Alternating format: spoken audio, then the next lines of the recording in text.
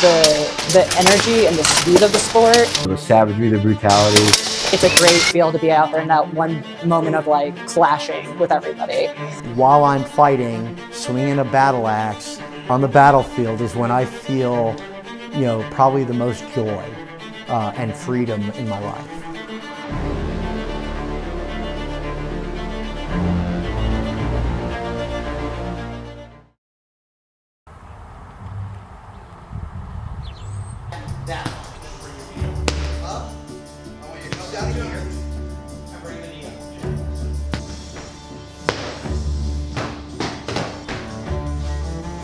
I started doing medieval fighting in 1981 with an organization called the Society for Creative Anachronisms. And I did medieval fighting and camping and traveling around the world, doing medieval reenactment type stuff with them. So I did that for 30 plus years, achieving as much success in that as possible. And I was kind of getting bored. I was in my mid-40s. I said onto Facebook, what do I do now? Someone said, hey, you've got to see what they're doing in Ukraine. There's medieval fighting with real swords and halberds. You should go check it out. Next thing you know, I'm trying to find anyone who wants to go with me to what is Battle of the Nations 3 in Warsaw, Poland in 2012. I reach out to friends from reenactment, from the SCA, and a bunch of us get together and we start to try to build a team to go to Poland. 7 months later, I was in Warsaw, Poland, fighting the World Championships with 14 other countries with real swords. Come home, I get a congressional record. A couple of years go by, and it's 2014.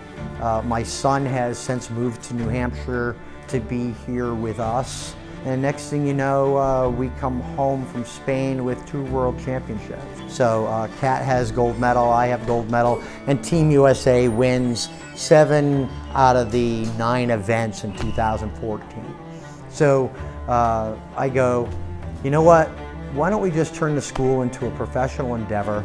I don't really want to go back into corporate America. So we opened up the Knights Hall for the public. Next thing you know, I've got a number of people coming here to train pretty regularly.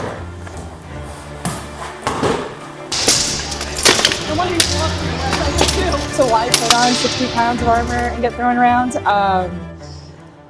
I think because it is so niche and it is a combat sport where I'm not getting hit directly in the face. I know that sounds silly, especially if you pick up a pole arm, it doesn't matter. It sounds like an explosion going off in your ear. You have metal hitting you directly.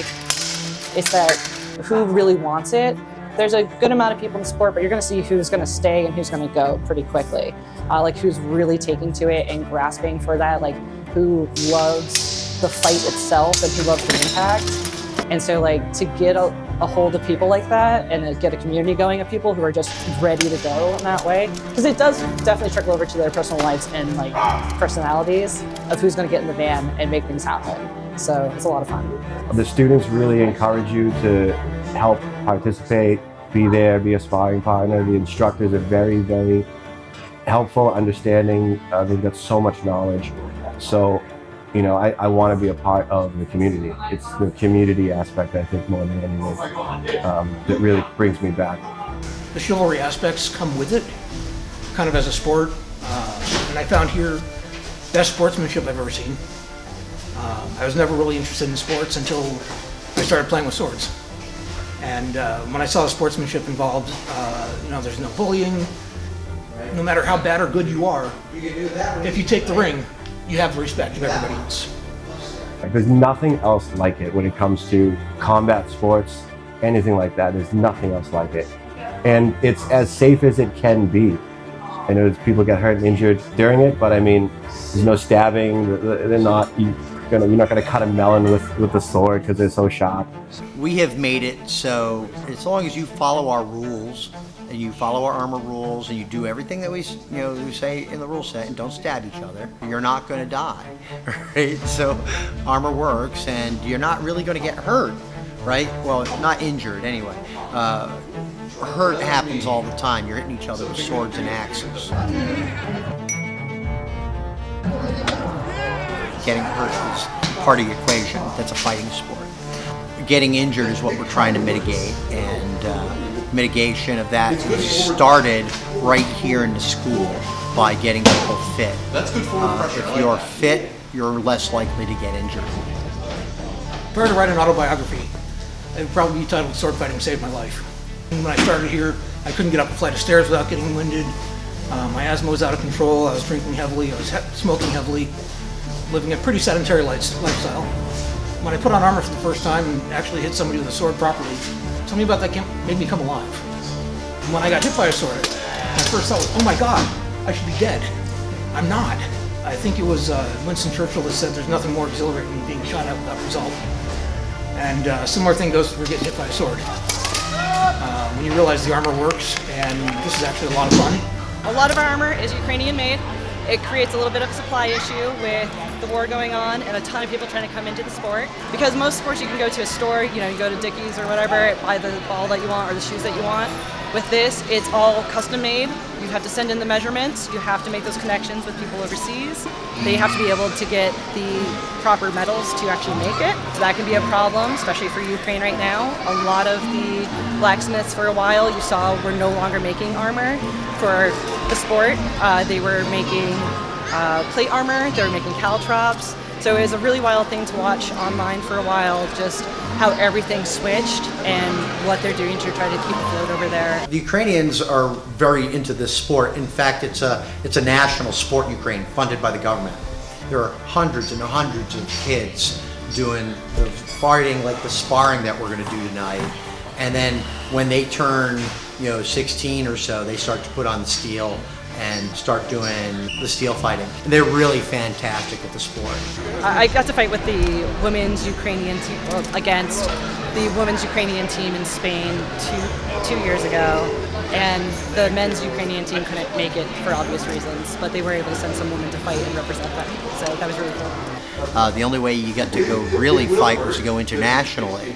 Now, the hardest fights on the planet are generally here in the U.S., which is pretty cool. Europe has a bunch of great teams. There are teams all around the planet. Like I said, I travel with it. I coach it now. It's taken over more than half of my life. It's my job. It's my profession. It's my life.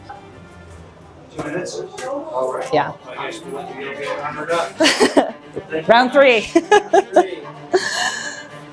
I captain for one team, and my partner captains for another team. So it's always captaining, coaching, instruction, contacting our teammates, making sure everyone's good on a sports level and personal level.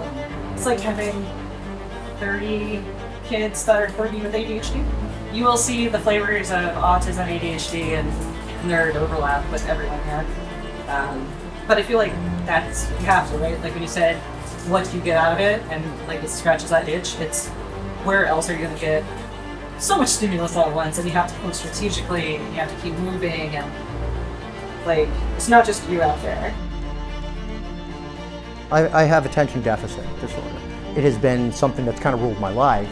And when I put on the helmet, all the little chattering monkeys, and all the stuff and the different things and the distractions, they all go away. When I'm fighting, the only thing that's happening in my brain is the fight. It shuts everything off. The world slows down, and I feel like I'm in my place.